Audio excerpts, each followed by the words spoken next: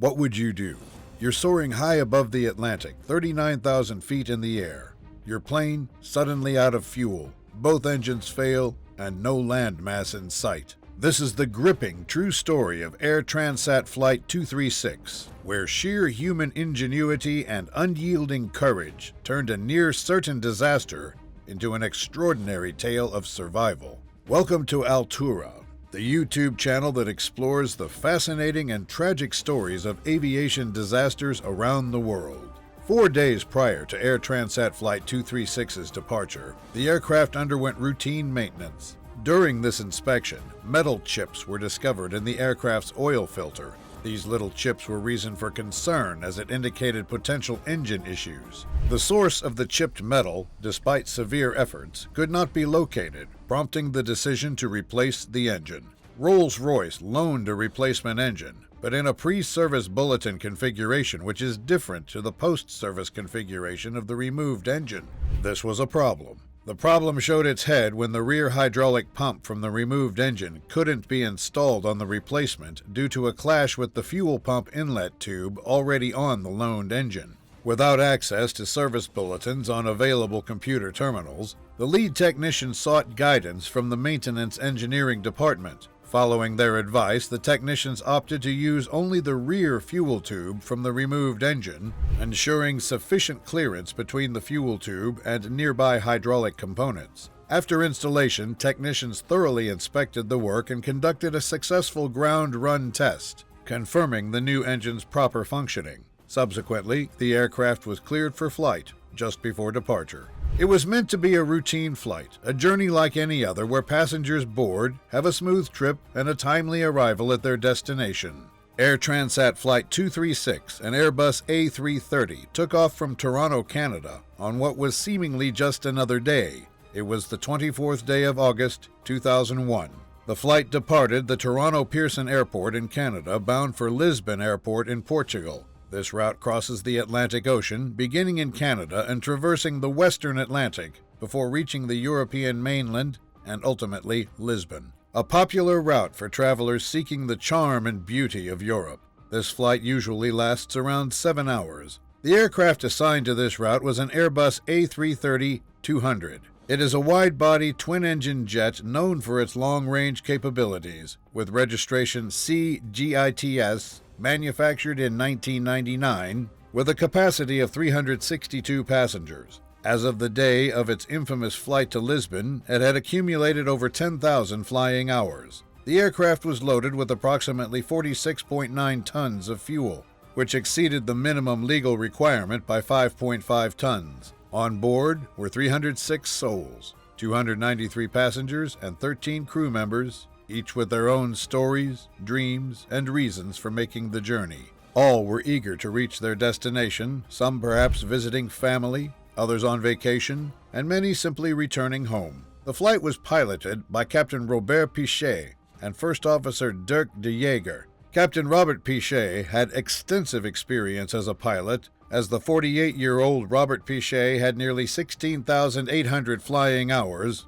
with almost 800 of those on the Airbus A330. First Officer Dirk de Jager was a 28-year-old who had accumulated 4,800 flying hours, 386 of which were on A330. The flight, however, was about to enter the annals of aviation history, not for its routine nature, but for an extraordinary event that would unfold in the skies. This journey would be remembered not for reaching its intended destination, but for a remarkable feat of airmanship and a testament to human resilience in the face of imminent danger. The Airbus A330 took off in the early hours of the morning and headed eastward, climbing to a cruising altitude of 39,000 feet. Initially, the flight progressed smoothly without incident. However, several hours into the flight, while crossing the Atlantic Ocean halfway to its destination, the pilots detected abnormalities on the secondary display showing engine readings for the right-hand engine.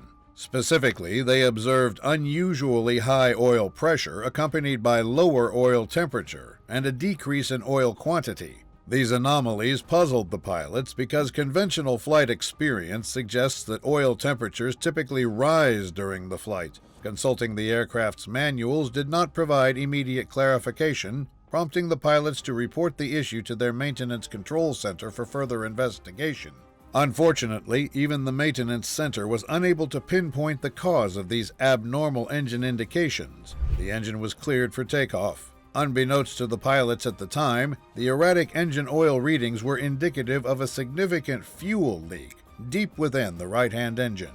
This leak stemmed from an error during an earlier engine replacement procedure where hydraulic and fuel lines were inadvertently placed too close to each other. Despite believing there was adequate clearance, the continuous contact between the hydraulic and fuel lines during flight gradually caused the fuel line to rupture, resulting in the creation of a substantial hole. According to subsequent investigation findings, the aircraft was losing an estimated 12 to 15 tons of fuel per hour through this rupture, a stark contrast to the typical fuel consumption rate of about 2.6 tons per hour for an Airbus A330 engine. Despite the severe fuel leak, the engine continued to operate normally due to the robust design of the aircraft's fuel system. The Airbus A330's fuel system is equipped with multiple tanks distributed across the wings, a center tank, and a trim tank located in the horizontal stabilizer of the tail. The trim tank's role includes redistributing fuel from the rear to the front of the aircraft to maintain its central gravity limits as fuel levels diminish in the wing tanks. Normally, this redistribution process is scheduled to occur automatically later in flight. But in this instance, the trim tank prematurely initiated its final fuel transfer, directing all remaining fuel forward into the wing tanks much earlier than anticipated. Despite a cockpit indication, the pilots initially did not recognize this abnormal fuel redistribution, still being completely concentrated on the oil pressure issue. An advisory message subsequently appeared on the ECAM, Electronic Centralized Aircraft Monitor, alerting the pilots to a fuel imbalance between the left and right wing tanks. This imbalance necessitated the pilots to take corrective action, typically referencing the Quick Reference Handbook, QRH, for guidance. However, opting to rely on their training and experience, the captain decided to open the crossfeed valve and shut off the fuel pumps in the right wing to equalize fuel distribution between the wings. Unfortunately, this action exacerbated the fuel leak, as fuel continued to flow from the left wing tank through the damaged right wing.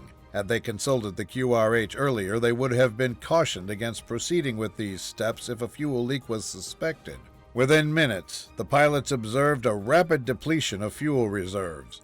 Realizing that the remaining fuel on board was insufficient to safely reach Lisbon, they began to assess alternative landing sites over the vast Atlantic Ocean. Given their limited options, the pilots identified Lajes Airport on Terceira Island, Portugal, as a viable diversion point while considering their diversion strategy. As the crew navigated this emergency, they were immersed in a flurry of tasks, including communication with maintenance control, coordination with cabin crew, and updates to air traffic control. Despite their efforts to manage the fuel imbalance and conserve remaining reserves, fuel continued to deplete at a frightening rate. In a bid to stabilize the situation, the crew adjusted fuel pump configurations and maintained constant communication with maintenance control. However, their effort was dealt a heavy blow. The right-hand engine flamed out due to fuel exhaustion, underscoring the severity of the situation and the importance of the next few critical decisions that were to be made. As the aircraft maintained flight level 390 and was 150 miles from the airport, the captain responded swiftly by increasing thrust on the remaining engine. Although the aircraft could continue flying with only one engine operational, sustaining its altitude of 39,000 feet became untenable. Fuel levels had dwindled to a critical 600 kilograms, prompting the pilots to acknowledge the gravity of their situation, a matter of life and death. Recognizing the urgency, the first officer declared an emergency to air traffic control. "Mayday, mayday, mayday! Air Transat 236. The right engine has flamed out, and we have only a few hundred kilograms of fuel left." Moments later, using the public address system, the first officer informed passengers and cabin crew to prepare for an imminent landing, possibly under emergency conditions, and to brace for the possibility of a water landing. 13 minutes after the right engine failure, still 120 kilometers from the airport, the left engine also flamed out, plunging the cockpit into darkness as electrical power failed. The loss of engine power led to a drop in cabin pressure, requiring passengers and crew to swiftly don oxygen masks. Despite these challenges, a crucial safety mechanism, the ram air turbine, deployed from beneath the aircraft, generating essential electrical power from the wind motion to sustain vital systems. However, the absence of engine thrust meant the loss of wing spoilers, nose wheel steering, and thrust reversers, significantly complicating the pilot's ability to maneuver and land. Following procedures for dual engine failure, the crew initiated a glide toward the airport. Meanwhile, the tower controller aided the pilots by intermittently flickering runway lights to guide their approach through the darkness of the Atlantic Ocean. The captain skillfully maintained a descent speed balanced between the recommended glide speed and the stall warning speed. This approach allowed him to manage the rate of descent effectively, crucially ensuring they remained at a high altitude. Descending too low would have precluded any chance of climbing back up, compounding their challenges. However, maintaining altitude came with its own set of hurdles. The captain had to keep the speed above 140 knots to ensure the ram air turbine continued to provide power. At the same time, he needed to avoid exceeding 200 knots, which could complicate the extension of the landing gear as they approached runway 33. As they neared the runway, it became apparent that their high-altitude strategy had been overdone. Instead of the expected approach altitude of approximately 3,000 feet, 10 miles from the runway, they found themselves at 13,000 feet, just 8 miles away. This altitude was far higher than ideal, especially without engine power to rapidly reduce altitude. To address this, the captain executed a 360-degree turn, a standard gliding maneuver designed to shed altitude efficiently.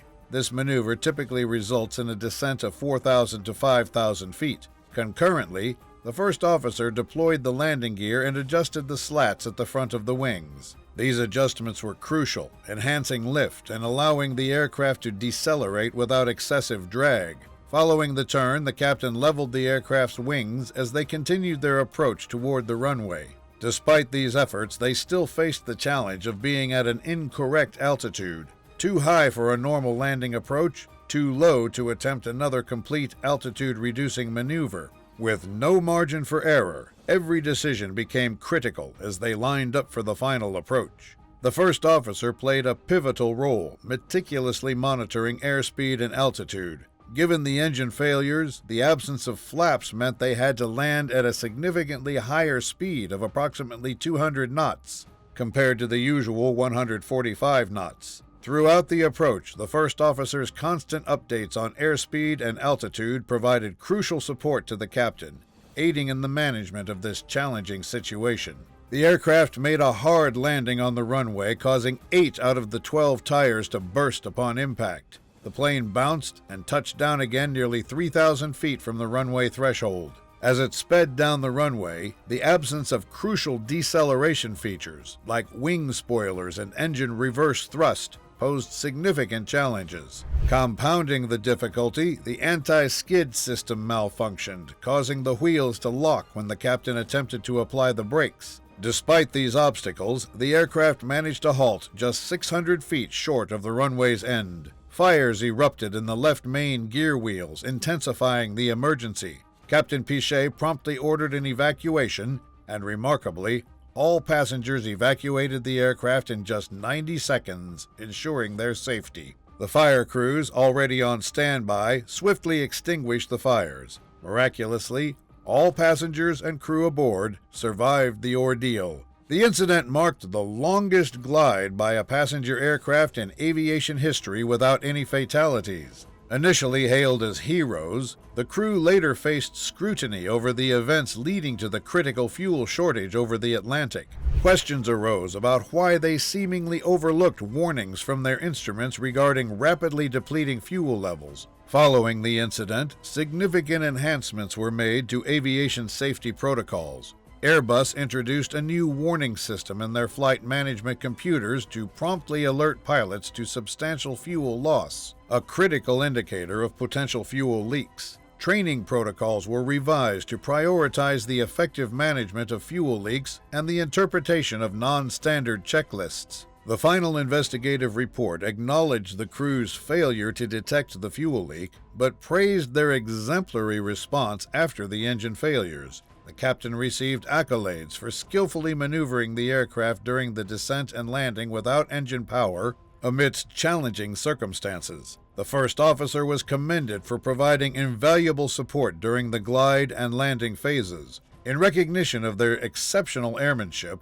the captain and first officer were honored with the Superior Airmanship Award by the Airline Pilots Association. In conclusion, 3 primary factors contributed to the incident: the improper installation of the spare engine leading to the fuel leak, insufficient crew training in managing fuel-related emergencies, and cognitive biases that affected decision-making under pressure. This incident underscores the importance of rigorous training, meticulous equipment checks, and preparedness for unexpected challenges in aviation operations.